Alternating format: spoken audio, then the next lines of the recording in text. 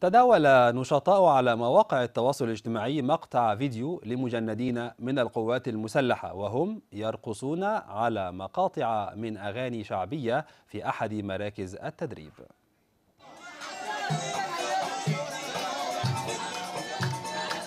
Undang Adalah di sana.